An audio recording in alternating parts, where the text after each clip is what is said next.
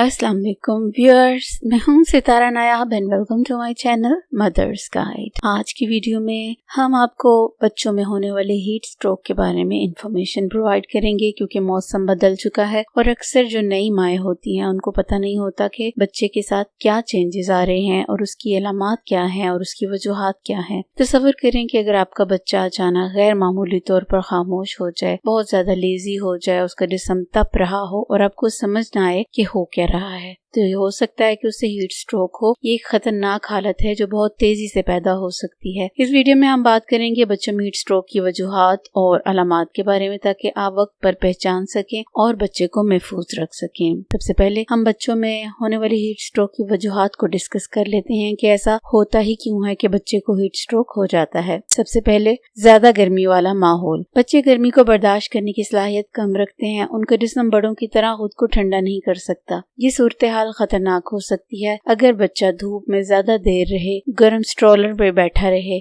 या किसी ऐसे कमरे में हो जहां हवा का गुजरना हो। तो याद रखें, बच्चे को पसीना कम आता है, इसलिए उनका जिस्म जल्दी गर्म हो जाता है। जो गर्मी आपको हल्की लगती है वो बच्चे के लिए शदीद हो सकती है। नंबर 2, गाड़ी में छोड़ देना। ये सबसे खतरनाक हालात में से एक है। खड़ी हुई गाड़ी चंद मिनट में बहुत ज्यादा गर्म हो सकती है, चाहे खिड़की थोड़ी सी खुली भी हो। गाड़ी के अंदर छोड़ा गया बच्चा बहुत जल्द हीट स्ट्रोक का शिकार हो सकता है। कभी भी बच्चे को गाड़ी में अकेला ना छोड़ें, 1 मिनट के लिए भी नहीं। नंबर 3, ज्यादा कपड़े पहनाना या लपेटना। अक्सर वालिदैन बच्चों को ठंड से बचाने के लिए ज्यादा कपड़े पहना देते हैं, लेकिन ये भी खतरनाक हो सकता है। ज्यादा तहें, भारी कंबल या गर्म मौसम में सख्त लपेटना जिस्म की गर्मी को बाहर निकलने नहीं देता। नतीजतन बच्चे का दर्जा हरारत बढ़ जाता है। असूल याद रखें कि बच्चे को अपने से सिर्फ एक तह ज्यादा पहनाया करें। नंबर 4, पानी की कमी।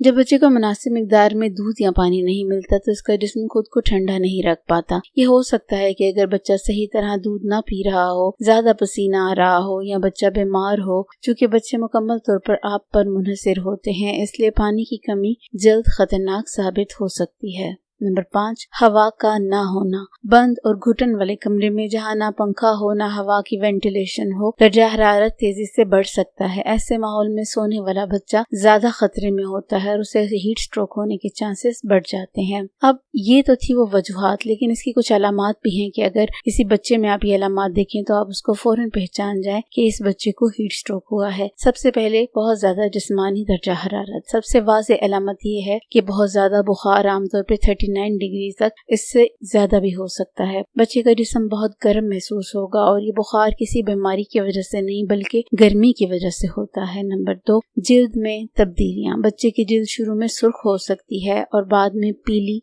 या खुश्क हो सकती है। शदीद हालत में बच्चा पसीना आना भी बंद कर देता है, जो खतरे की अलामत होती है। रवैये में तब्दीली। ये वो चीजें हैं जो वालिदैन सबसे पहले महसूस करते हैं, यानी कि बच्चा ज्यादा रोने लग जाता है, ज्यादा चिड़चिड़ा हो जाता है या अचानक बहुत ही ज्यादा लेजी, सुस्त और नींद में लगता है। अगर आपको कुछ गैर मामूली लगे तो इसे नजरअंदाज ना करें। नंबर 4, सांस और दिल की रफ्तार। आप देख सकते हैं कि तेज सांस, दिल की धड़कन का तेज होना, ये जिस्म के दबाव में होने की अलामत है। नंबर 5, दूध पीने में मसला। हीट स्ट्रोक में बच्चा दूध पीने से इनकार कर सकता है, उल्टी कर सकता है या ठीक से दूध नहीं पीता, और ये सूरत हाल मजीद खराब हो सकती है, क्योंकि दूध नहीं पिएगा तो डिहाइड्रेशन होना मस्ट होता है। नंबर 6, दिमागी हालात या दिमागी अलामात। शदीद हालत में दौरे पड़ सकते हैं, बच्चा बेहोश हो सकता है या कोई रद्देमल नहीं देता, तो ये एक इमरजेंसी की सूरत हाल होती है। नंबर 7, पानी की कमी की अलामात। इन अलामात पर नजर जरूर रखें।